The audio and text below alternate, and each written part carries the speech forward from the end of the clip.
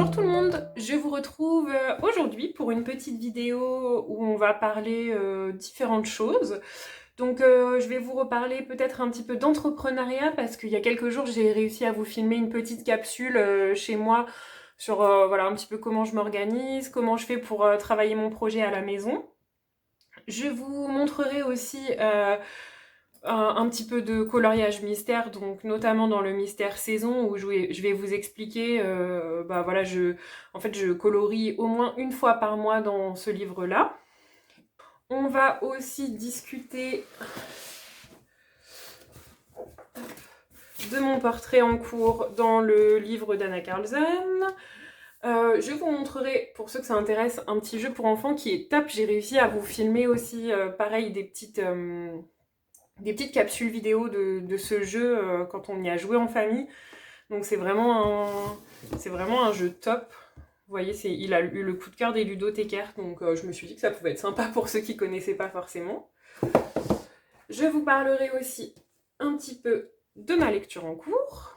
Donc vous voyez, j'en suis un peu plus de la moitié.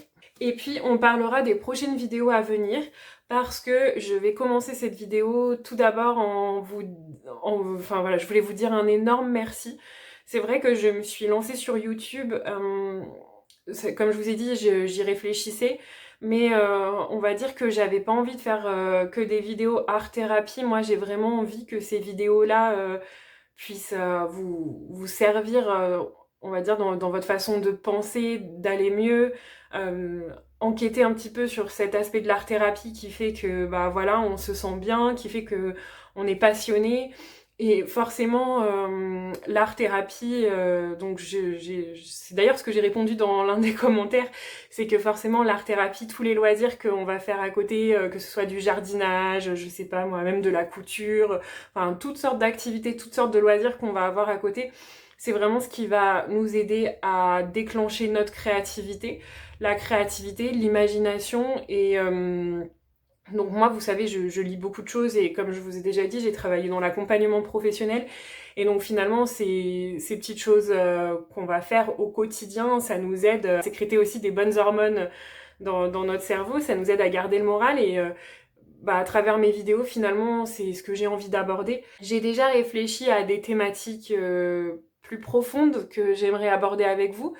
Mais ça peut être encore un petit peu compliqué pour moi parce que je viens juste de me lancer, donc il faut que j'accepte de parler de choses voilà, qui peuvent me toucher personnellement ou en tout cas qui peuvent être des thématiques qui peuvent toucher ou heurter ou en tout cas vous amener à vous questionner vous aussi, notamment par exemple sur des aspects de développement personnel et j'ai envie d'y aller doucement. Donc je le redis ici, mais vous avez compris, moi, au-delà de tout ce que je fais en art-thérapie, donc souvent, bah, c'est vrai que je prends un coloriage parce que pour l'instant, c'est l'activité la plus facile, mais tout ce que je fais en art-thérapie, c'est vraiment pour apporter autre chose derrière. Donc je sais que il y a plusieurs personnes qui peut-être aimeraient voir des tutos, donc je vais essayer de vous montrer ça pendant que je le fais, mais on va dire que c'est pas non plus la volonté principale de la chaîne, c'est que avec cette chaîne, j'ai envie de vous apporter des choses un petit peu plus profondes, de la bienveillance et peut-être pouvoir vous aiguiller pour des personnes qui seraient en difficulté sur des aspects personnels ou professionnels, peut-être pouvoir vous aiguiller de par mon expérience et de par mon expertise aussi dans l'accompagnement pro et aussi à travers ce que je vais faire via mon projet entrepreneurial et ce que j'ai envie de vous expliquer à travers ça. Voilà, donc j'espère que mon contenu vous plaît. Donc vous voyez, quelqu'un m'a dit ce mot d'ailleurs dans les commentaires, c'est du contenu très éclectique. Je sais que ça peut pas plaire à tout le monde, donc comme je vous ai dit, j'essaierai de faire des chapitrages. Je crois que j'ai oublié de le faire sur les 2 premières vidéos. J'ai monté la 3e qui va bientôt être publiée, j'ai tourné la 4e, mais pareil, il faudra que je pense juste à vous faire les chapitrages. En fait, je tourne les vidéos bien en amont. Pour l'instant, tant que j'ai un petit peu de temps pour que vous puissiez avoir du contenu un petit peu plus régulièrement. Voilà, donc en tout cas, n'hésitez pas à me faire des retours, à me dire finalement quels sont les sujets que vous préférez me voir aborder, qu'est-ce que vous aimez bien que je fasse pendant que je discute, en sachant que, comme je vous ai dit, des fois c'est un petit peu difficile de se concentrer, donc les choses complexes, ça peut être compliqué de discuter d'allier cerveau et main, on va dire. Donc voilà, n'hésitez pas en tout cas à me dire quel sujet, quelle thématique que j'ai pu aborder ou pas d'ailleurs, si ce sont des thématiques où j'ai quelques connaissances, si ça peut vous aider.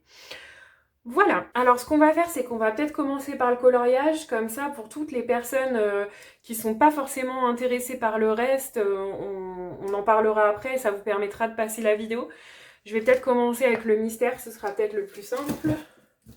Alors attention, on est dans le mystère saison, hein, si vous voulez pas voir les solutions, je vous conseille de passer ce moment de vidéo parce que moi je réécris les numéros des pages sur les colos que j'ai déjà fait, donc vous allez avoir les solutions. Donc le mystère saison, je l'ai depuis un peu plus d'1 an. Si vous vous souvenez, donc moi j'ai toujours fait du mystère, hein. Comme je vous ai dit, j'ai commencé avec le mystère et puis finalement j'ai jamais arrêté le mystère, c'est quelque chose que je fais toujours en parallèle, en plus des colos plus classiques on va dire. Donc ce mystère saison, je l'ai commencé à l'époque, il y avait un challenge, un fil rouge, je crois que c'était Morgane, c'est Morgane Colopassion, et Chloé Color Passion, voilà, je crois, qui avait fait un fil rouge. Et donc c'est vrai que maintenant je suis plus trop les fils rouges, parfois quand je vois passer des colos qui m'intéressent, hop, je vais aller dedans. Sinon je participe, donc comme je vous ai dit, au hashtag le mois Clio Colo pour Lucille. Et je participe aussi, alors je crois que c'est dans le Midnight Masquerade, avec Ad Colo. Du coup je suis sur un groupe tous les mois, elles choisissent un coloriage, mais ça fait peut-être 1 an que je suis dans le groupe et je crois que j'ai fait que un coloriage, voire un coloriage et demi, donc je suis pas quelqu'un d'hyper rigoureux là-dessus. Donc voilà, je m'en excuse d'ailleurs hein, pour ceux qui... dans les groupes, voilà, c'est vrai que je participe pas forcément beaucoup, mais bon, voilà. Et en tout cas, sur le challenge mystère, j'étais vraiment emballée par ce challenge parce que, comme je vous dis, moi, le mystère, j'y vais quand même assez régulièrement. Donc j'avais commencé le fil rouge et puis elles ont arrêté. Moi, j'ai décidé de le continuer dans mon coin. Donc moi, pour les mystères, je fais partie de la team je ne regarde pas les solutions avant de me lancer, avant de colorier. J'aime bien garder la surprise, même si... soyons sincères, hein, souvent on voit quand même de quel dessin il s'agit, mais j'aime bien garder la surprise jusqu'à la fin. Donc ce que j'ai fait, c'est que quand j'ai su que le challenge serait pas reconduit, et bien depuis, j'ai demandé à mon mari et mes enfants de me choisir un coloriage à chaque fois par mois. Donc je regarde juste que ce soit pas trop perso, non, ils m'ont juste fait un petit cœur. Donc vous voyez, en fait, ils me mettent la page du colo que je dois faire, et là, je leur ai même... ils m'ont déjà prévu pour les 3 prochains mois, donc juin, juillet, août. Donc je peux vous montrer un petit peu quand même ce qu'on avait déjà fait à l'occasion du challenge. Donc celui-ci faisait partie des tout premiers, je crois. Donc il y avait Pocahontas aussi. Alors vous voyez, moi je continue toujours mes mystères au feutre. Je sais qu'il y en a beaucoup qui sont passés au feutre acrylique, mais moi je continue au feutre à l'eau. Ça me convient bien, je connais bien maintenant mes teintes, je connais bien mes gammes de feutres, donc j'aime autant faire comme ça. Alors je fais normalement des petits ronds. Là, sur les 2 premiers que vous voyez, c'est exceptionnel. J'étais repassée sur des traits qui étaient la technique que j'utilisais au tout début. Et je voulais revoir ce que ça donnait. Donc les premiers mystères que j'ai refait dans le saison, j'avais réutilisé la technique des traits. Et puis finalement, il me semble que je préfère la technique des petits ronds. Donc j'ai fait celui-ci. J'ai fait celui-ci donc récemment. C'était celui que mon mari et mes enfants avaient choisi pour le mois de mai. J'ai fait Aladdin et Jasmine en février. J'ai fait Donald et Daisy, pareil, en février. Alors là, je pense que c'est parce que j'avais un mois de retard. Hein. Sinon, j'en fais que 1 par mois, normalement. J'ai fait... Alors, celui-ci devait être encore dans le challenge août 2023, il me semble. Mickey et Donald. Olaf. Pareil, lui, il me semble qu'il était dans le challenge aussi. Si je me trompe pas. Celui-ci, non. C'était celui que mon mari avait choisi. Mon mari ou mon fils, d'ailleurs, je sais plus, en décembre. Celui-ci était encore dans le challenge. Donc vous voyez, moi j'écris toujours la date, hein, comme ça je me souviens. J'aime bien me souvenir de quand est-ce que j'ai fait les colos. Ça me permet de me dire, waouh, celui-là, ça fait déjà 1 an que je l'ai fait. Enfin voilà, je trouve ça plutôt cool. J'avais fait le petit Stitch. Bon, ça vous permet de voir ce que ça donne un petit peu en étant colorisé aussi, peut-être au feutre à l'eau. Je sais pas trop si on continue à en voir beaucoup des coloriages au feutre. Donc celui-ci, c'est mon encours pour le mois de juin. Bon, je suis contente, hein, il me manque finalement plus grand-chose. Donc il sera bientôt terminé. J'ai fait Minnie. J'ai fait... je sais pas qui c'est. La copine de Pampan peut-être. Il me semble que les couleurs qui sont là sont pas très fidèles, hein. J'avais dû un peu me tromper. Mais comme je vous ai dit, moi j'aime bien ne pas regarder la solution. Je préfère avoir la surprise de l'illustration. Donc ce qui entraîne parfois quelques petites erreurs de couleur, je dois bien l'admettre. Voilà, Ariel. Celui-ci, je suis sûre que c'était encore pendant le challenge. J'ai fait Arlo, qui est récent, du mois d'avril. Celui-ci, c'était celui pour Halloween. Le challenge était encore actif. Et le dernier, c'est celui de la Reine des Neiges que j'ai fait en novembre. Donc voilà pour les mystères que j'ai en cours et le mystère saison finalement que je continue à avancer. J'ai pas amené mon tracker donc je pourrais pas vous dire, mais bon, vous voyez, j'en ai quand même fait quelques-uns, donc c'est plutôt cool. Voilà, donc il avance. Peut-être que je peux juste vous montrer, tant que j'y suis, j'ai ma trousse ici de feutres. Donc au niveau de ma trousse de feutres, moi, que ce soit pour les crayons ou pour les feutres, je préfère les trousses à 3 trous. Donc c'est ce que j'ai pour mes feutres. Donc moi j'ai les Fibracolor depuis le début, donc c'est peut-être au moins la deuxième, voire pour certains crayons, j'en suis déjà à ma 3e boîte. Les Fibracolor, ils sont très très chers maintenant sur Amazon.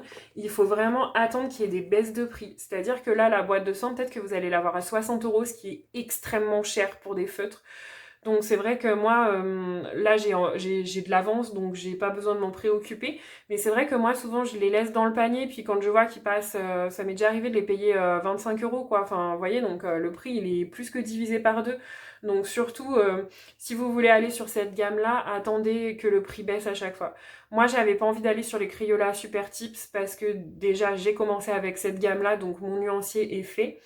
Et surtout, ils sont numérotés et j'avais pas envie, chose qui n'est pas le cas en fait sur les Crayola Super Tips, et j'avais pas envie de devoir numéroter chaque crayon pour les retrouver. Donc c'est pour ça qu'à l'époque, j'étais partie sur les Fibracolor. Donc vous voyez, mes feutres, je les range comme ça. Donc j'ai 2 feutres par petit casier. Voilà, donc encore les Fibracolor. Et ensuite, j'ai la gamme des Stabilo Pen 68. Donc là, vous pouvez, comme c'est des feutres beaucoup plus fins, vous pouvez en mettre 3 par élastique. Donc voilà, les pennes 68 qui sont là. Oh, il m'en manque un. Alors ça, c'est très étrange. Bon, je verrai plus tard. Donc vous avez les pennes 68. Donc même dans les élastiques, vous voyez qu'ils sont plus larges. Vous pouvez même réussir à en faire tenir 4. Et c'est pas serré. Hein. Enfin, voilà, vous voyez, ça bouge encore. Donc c'est pas serré. Vous pouvez mettre dedans. Et ici, ce sont les Faber-Castell Pitt, les teintes peau. Donc que j'utilise surtout pour les portraits. Et c'est vrai que ces feutres sont chouettes aussi. C'est vraiment intéressant d'avoir plus de feutres de cette gamme-là. Mais ils sont vraiment très onéreux. Donc, donc pour le moment, j'ai que les teintes peau depuis 4-5 ans que je fais du mystère. Et moi, en feutre noir, je sais que vous êtes plus très nombreux à utiliser ça, mais moi j'ai toujours utilisé les Papermate Flair en pointe médium. Donc je sais plus sur quelle chaîne j'avais vu ça à l'époque. Et franchement, j'en suis très satisfaite. J'ai pas envie de changer de feutre, donc je continue avec ça. Certes, parfois vous allez tomber sur des feutres qui vont s'user plus vite que d'autres. Mais voilà, enfin on reste après sur... Pour moi, je trouve qu'on reste quand même sur une usure normale. Mais c'est vrai qu'il faut avouer que parfois, ça peut être un petit peu hétérogène, quoi. Vous allez avoir des feutres qui vont très bien fonctionner pendant très longtemps, et parfois vous allez tomber sur un feutre qui va s'épuiser rapidement. Voilà pour les mystères. Donc là, on va passer, je vais vous montrer peut-être où j'en suis dans le portrait d'Anna Karlsson. Je vais passer rapidement dessus parce que si jamais je vois que j'ai encore envie de blablater un petit peu, je reprendrai peut-être les crayons. Ou alors à la fin de la vidéo, ça peut peut-être être sympa que je vous fasse une petite séquence où je filme ce que je suis en train de faire pour clôturer la vidéo. Donc celui-ci, vous le connaissez normalement, si tout s'est bien passé. C'est celui que vous avez vu dans la dernière vidéo. Si j'ai respecté l'ordre de publication de mes vidéos. Alors là, par contre, effectivement, on voit pas les couleurs très fidèles.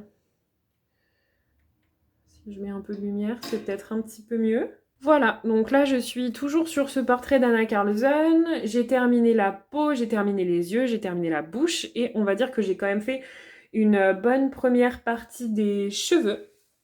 Donc pour les portraits, Comme je vous disais, moi je vais pas forcément me concentrer ou me focaliser peut-être sur des tutos. Après, je dis pas, hein, si ça vous intéresse, pourquoi pas vous faire quelques tutos.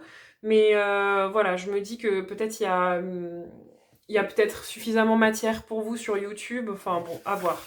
Donc, je vais vous enlever la petite feuille de brouillon qui dépasse. Donc, je vous avais dit donc, que j'avais fait la peau aux luminances, la bouche, je sais même plus. Vous voyez, en fait, en peu de temps, j'oublie. Ce que je peux vous dire, c'est que je suis en train de faire les cheveux au Light Fast. Par contre, oui, si, je crois que j'ai pris que des Light Fast. Oui. Désolée pour le bruit des crayons, je sais que ça peut surprendre. Voilà. Je vais faire une bonne fois pour toutes, comme ça c'est bon. Je sais pas trop si je vais pas peut-être foncer un tout petit peu plus les racines. Je vais voir ce que ça donne en globalité après. Je veux pas faire du trop foncé puisque comme je vous avais dit, il me semble, ces oiseaux là, je veux les faire noirs, vraiment très noirs. Donc je vous avais montré ce coloriage là je crois, hein. Donc je voudrais les faire noirs un petit peu comme ça avec les petits reflets bleus comme j'avais fait ici pour rappeler finalement le scarabée que j'avais sur la vache d'à côté. Donc si je fonce de trop ces cheveux, et bien en fait on risque de plus voir les oiseaux au milieu, à moins que je leur fasse des plumes blanches. Je sais pas trop encore. Écoutez, dans tous les cas, je pense que la première étape c'est que je vais terminer les cheveux et je verrai ça après. Alors par contre je vois qu'il y a un bout de pigment qui s'est incrusté dans sa joue. Je sais pas si vous le voyez, mais ici. Je sais pas si ça peut vous intéresser les combos que j'utilise. Après, je sais plus si je vous ai déjà dit, mais moi je prends des combos, je tourne, je rajoute des crayons en cours de route, donc je sais pas trop si ça peut vous intéresser. Après, je peux vous le dire quand même, hein. À défaut de faire des tutos, je peux peut-être vous donner au moins des combos si ça vous intéresse. Alors, je vais essayer de vous tourner les crayons. Donc en plus, les Light Fast, c'est un peu compliqué parce qu'ils n'ont pas de numéro. Alors, j'utilise le Chocolate. Non, le Chocolate, il est après. Hein, parce que donc, il y a le Mars Black, qui est la teinte la plus foncée, qui est un noir, mais c'est pas un noir profond. Enfin, comment dire? C'est pas un noir intense. Bon, ceux qui ont les Light Fast verront ce que je veux dire. Hein. Donc, le Mars Black, le Chocolate, le Natural Brown, le Sepia Red, le Venetian Red, le Sienna et le Wheat. Voilà, donc qui est le dernier donc, que j'utilise vraiment pour éclaircir. Et puis après, bien sûr, je réutilise du Lumocolor.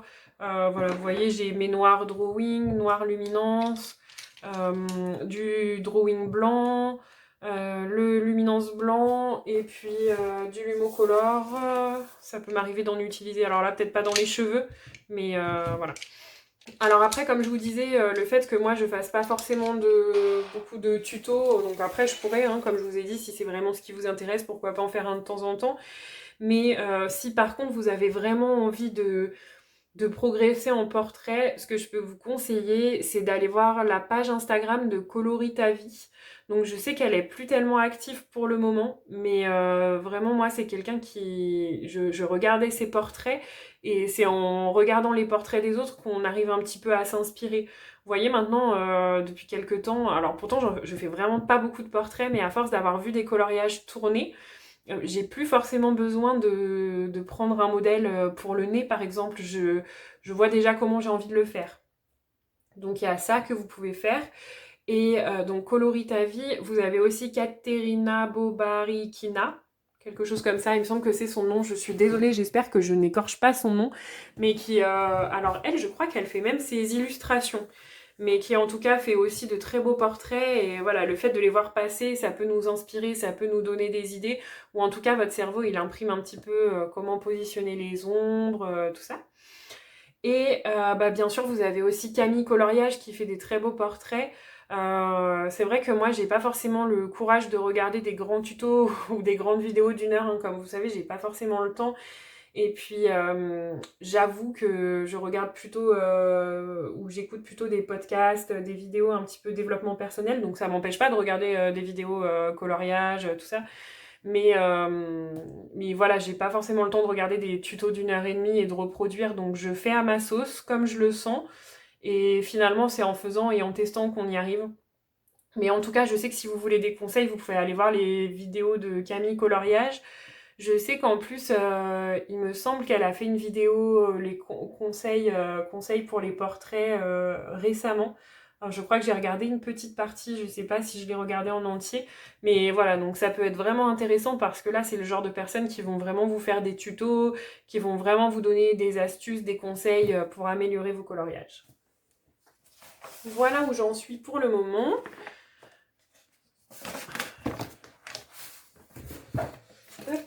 Donc ceux qui me suivent principalement pour le coloriage, peut-être que la suite de la vidéo va un peu moins vous intéresser, mais peut-être que je reprendrai les crayons à la toute fin pour continuer un petit peu les cheveux avec vous, ça peut peut-être être intéressant.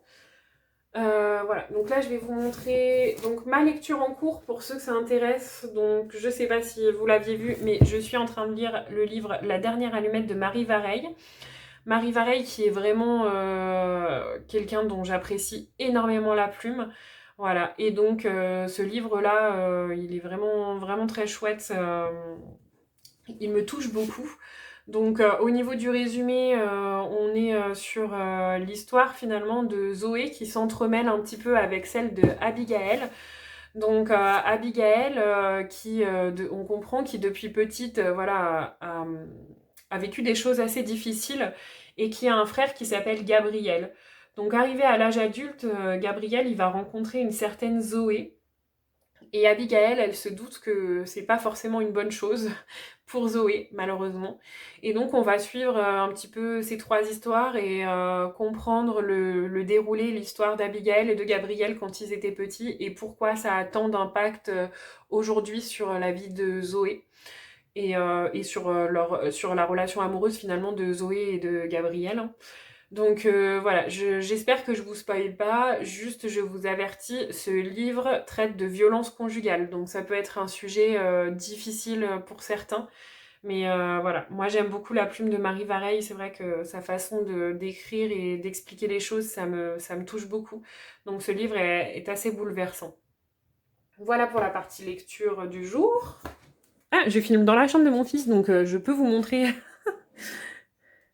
Je peux vous montrer aussi sa dernière activité, là, du moment. Il fait des Scooby-Doo. Alors, est-ce que ça va focuser? Ouais, vous voyez pas très bien les couleurs, mais donc il a fait celui-ci pour un de ses copains. Donc ça va peut-être rappeler des souvenirs à tous ceux qui, comme moi, sont des années 80, 90.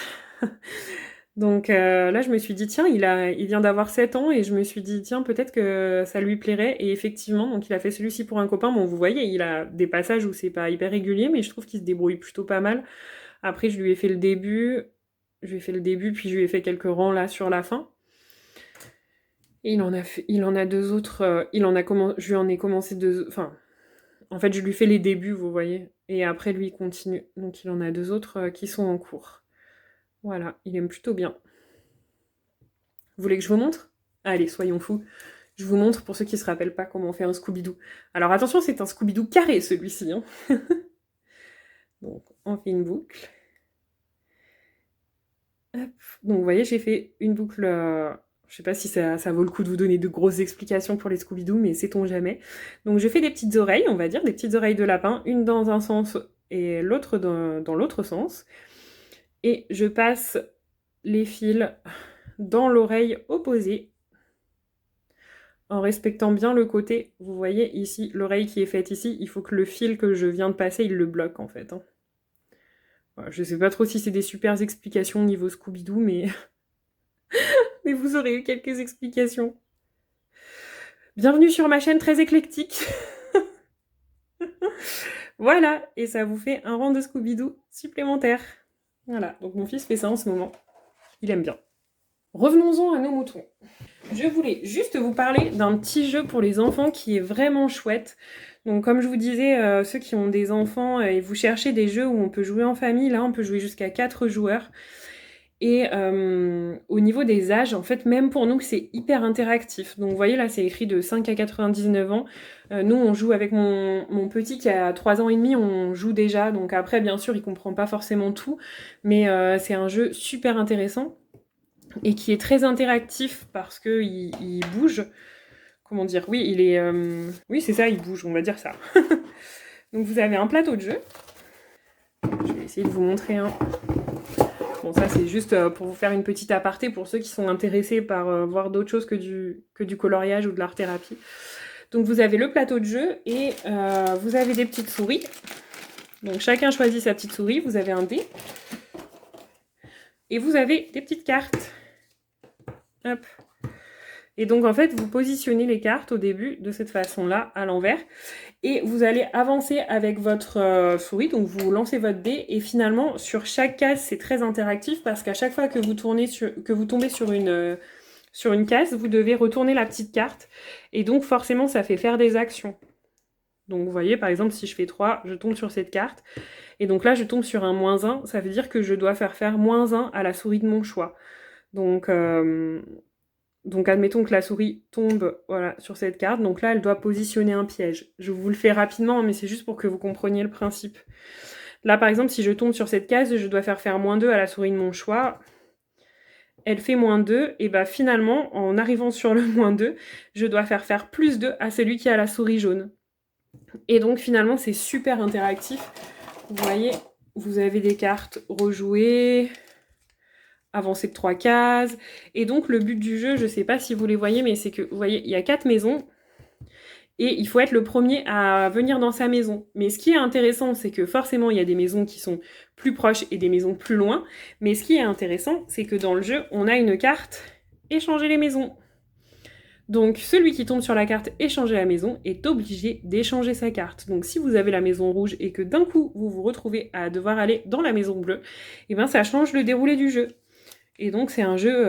vous voyez, ça, ce sont les cartes des maisons qu'on pioche au hasard. Et donc c'est un jeu hyper interactif avec les enfants et nous on prend beaucoup de plaisir là à y jouer tous les 4 maintenant. Donc vous voyez là +2 par exemple à la souris rose. Et vous avez aussi des chats. Donc vous êtes une souris, je vous rappelle. Si vous tombez sur le chat de votre couleur, vous restez positionné. Par contre, si le chat jaune est ici et que c'est la souris bleue qui tombe sur cette case, qu'elle retourne la carte et qu'elle est sur le chat jaune, elle revient au début. Et donc finalement c'est un jeu un petit peu de hasard et pas uniquement un jeu de logique, de stratégie.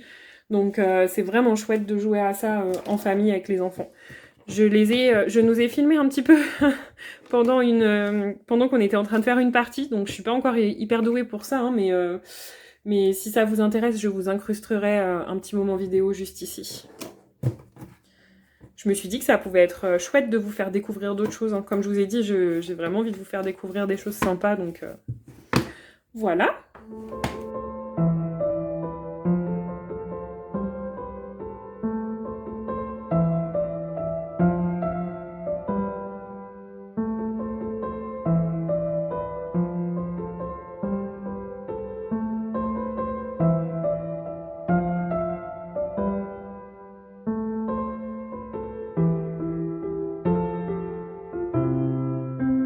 Donc comme je vous ai dit, je vous ai tourné une petite capsule vidéo sur l'entrepreneuriat. Donc là, on va être plutôt sur une vidéo qui va vous présenter un petit peu l'organisation que moi j'ai mis en place et qui me convient.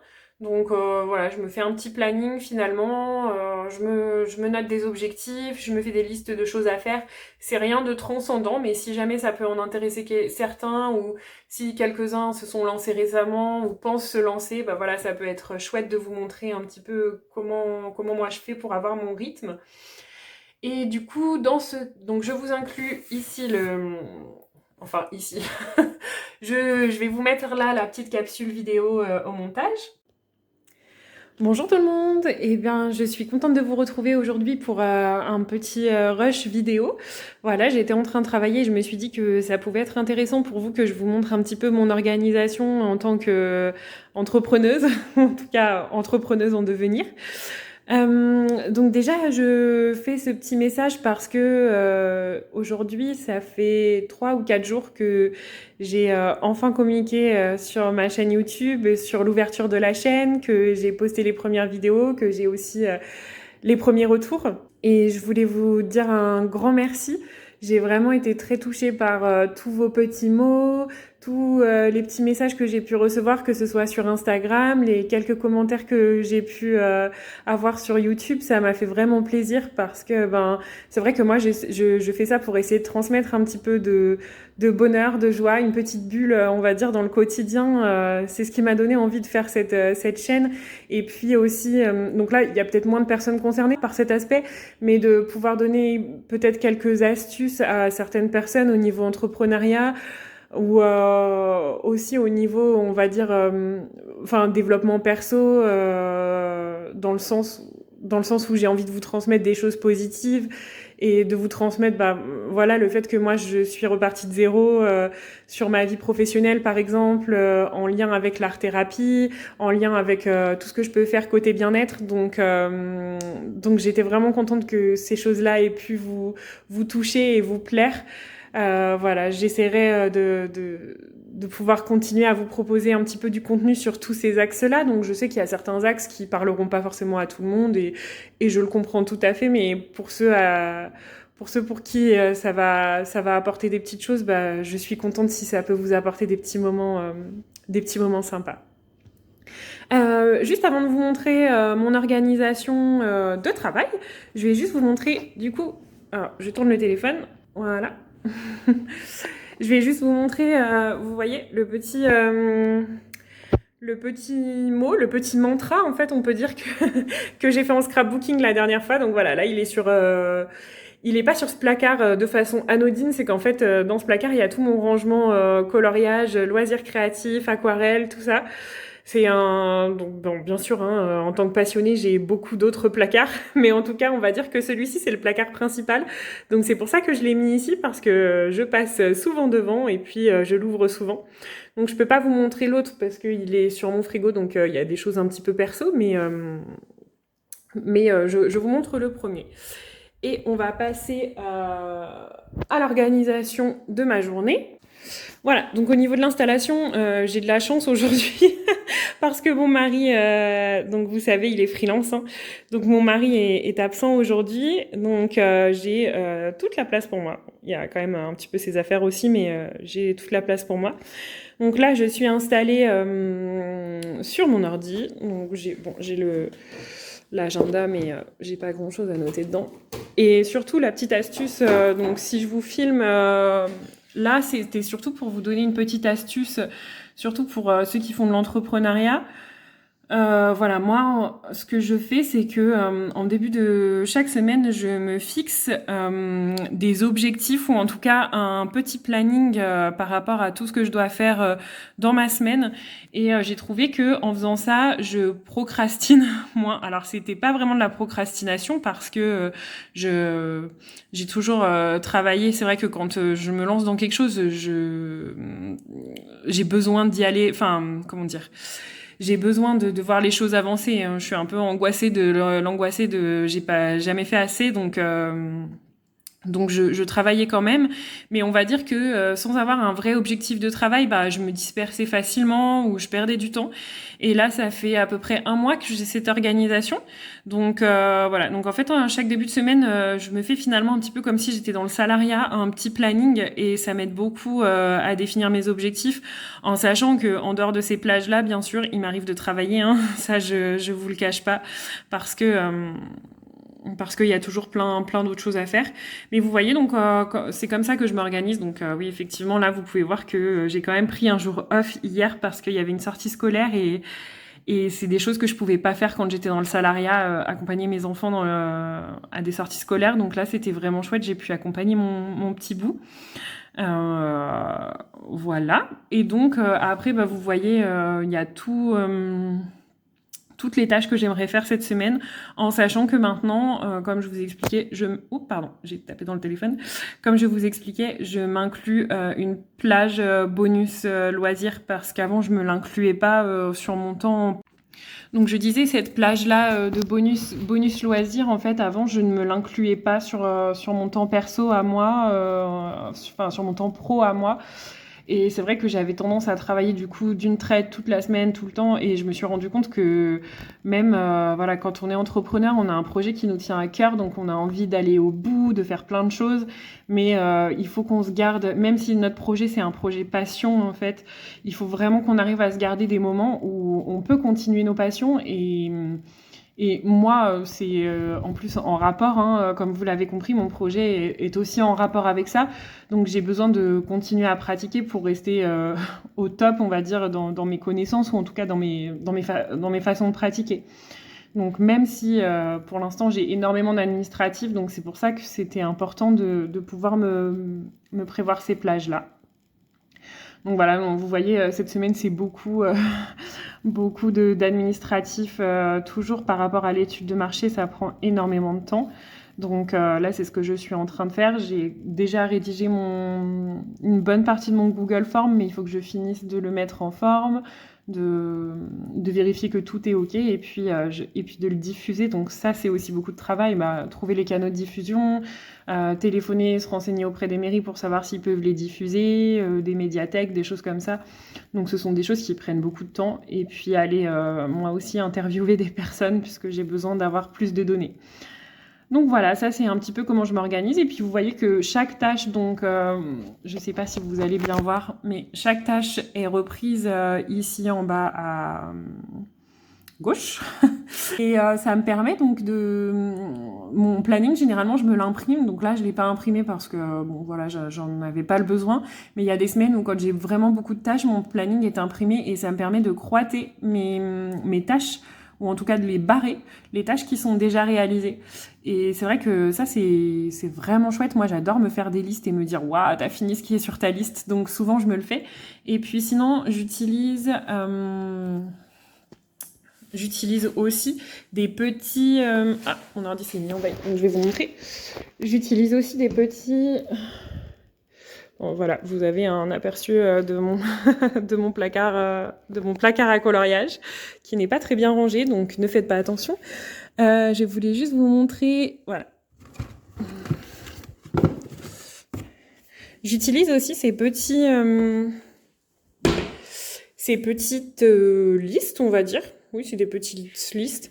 Et donc ça, ce sont des blocs où dessus vous pouvez noter vos tâches et pareil les cocher quand vous les avez terminées ou les barrer comme vous préférez. Et donc moi je fonctionne beaucoup avec ça. Alors pour le coup, c'est pas uniquement sur le côté pro, mais je l'utilise aussi parfois sur le côté perso quand j'ai pas mal de tâches à faire.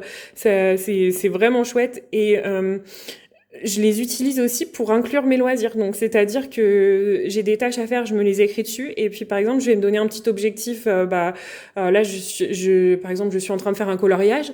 Je vais me donner un petit objectif et ça va être aujourd'hui terminer le fond de mon coloriage. Et je trouve que dans l'organisation d'une journée, c'est très, très important de pouvoir se mettre des petits moments comme ça off. Des petits moments plaisir, on va dire, pour tenir sur nos projets et sur notre journée. Voilà, donc là vous avez vu un petit peu mon organisation sur ma journée de travail. Comme je vous disais, pour l'instant je peux pas vraiment vous en montrer beaucoup plus, mais selon l'avancée des prochaines étapes et du projet, j'ai hâte de pouvoir vous en dévoiler davantage. J'ai vu que vous étiez nombreux aussi à m'avoir dit que vous aviez hâte, donc j'ai trouvé ça vraiment chouette et je vous montrerai ça dès que possible.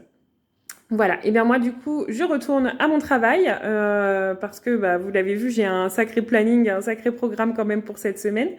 Et s'il y a des jours où vous vous sentez un petit peu moins bien dans l'organisation du travail, en tout cas si vous êtes entrepreneur, sachez que il y a aussi la méthode Tomato qui existe. Voilà, donc c'est rigolo, mais ça m'est déjà arrivé de l'appliquer une ou deux fois, donc pas très souvent, mais sur des journées où je suis très fatiguée. Et donc la méthode Tomato, ça consiste à vous fixer un objectif de travail, et donc vous travaillez pendant 20 minutes et vous faites une pause de 5 minutes et vous réenchaînez des cycles comme ça. Et finalement, quand on commence cette méthode, je me suis rendu compte que parfois ça m'arrive de travailler en continu sans m'arrêter du coup pendant 1h30 parce que j'ai lancé mes 20 minutes où je me suis dit allez, tu travailles pendant 20 minutes et tu auras une petite pause. Et puis finalement, toutes mes idées affluent et donc je continue à travailler sans prendre forcément mes petites 5 minutes de pause.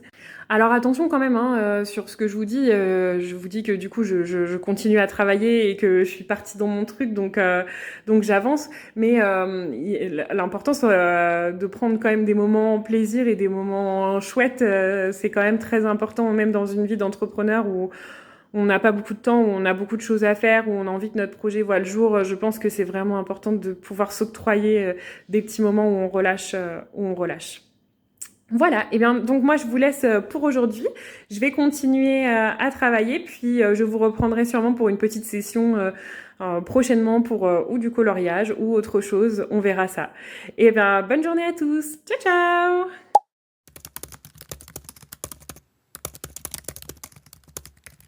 Et ensuite, pour vous dire un petit peu ce qui va venir les prochains temps, donc j'ai déjà quelques idées de vidéos en tête, donc notamment merci aux quelques personnes qui sont venues m'écrire sur Instagram ou qui m'ont laissé des commentaires YouTube, puisque ça m'a conforté dans le pourquoi j'ai fait cette chaîne. Certains voilà, m'ont dit qu'ils aimeraient bien que je fasse des petites vidéos sur comment garder le moral par exemple. Et du coup j'ai trouvé ça chouette parce que je me suis dit que bah voilà, que c'était vraiment en accord avec ce que j'avais envie de vous transmettre. Donc là, sur les prochaines vidéos, je pense que je vais refaire une vidéo entrepreneuriat, puisque la dernière que je vous ai fait, c'était un petit peu axé sur les difficultés. Et c'est vrai qu'en plus, j'étais sur un jour où j'avais vécu des difficultés, donc c'était un petit peu difficile d'être objective. Mais peut-être que ça pourrait être intéressant pour vous de reprendre ce sujet-là, de voir un petit peu comment on peut faire tomber nos croyances limitantes. Je vais vous donner des petites astuces, des petites choses que je fais moi aussi. Après on va être vraiment là-dessus sur du développement perso, donc je sais pas si ça plaira à tout le monde, mais voilà, après vous êtes libre de si ça vous plaît pas, de pas regarder ces vidéos là. Donc je ferai, comme je disais, sûrement une vidéo sur comment garder le moral, ou en tout cas comment essayer de garder le moral, comment faire. Et puis comme je vous disais, j'ai des thématiques un petit peu plus profondes que j'aimerais aborder, mais pour l'instant je suis pas sûre d'être prête entre voilà, tout ce qu'il y a à faire niveau entrepreneuriat, tout ça, je suis pas sûre d'être prête à faire ça pour le moment, donc on verra par la suite. Voilà, voilà. Eh bien, écoutez, moi, si ça vous intéresse, je vais vous laisser là pour aujourd'hui. Je vais vous mettre à la fin de la vidéo peut-être un petit moment ou peut-être une petite mèche de cheveux, parce que je sais pas si je vais avoir le temps de colorier pendant très longtemps. Mais ceux que ça intéresse de me voir faire des cheveux, je vais vous mettre ou en avance rapide ou en musique ma façon de faire. Et, euh, et puis moi, eh ben, je vous dis à très bientôt pour une prochaine vidéo. Merci de m'avoir écouté. Ciao, ciao!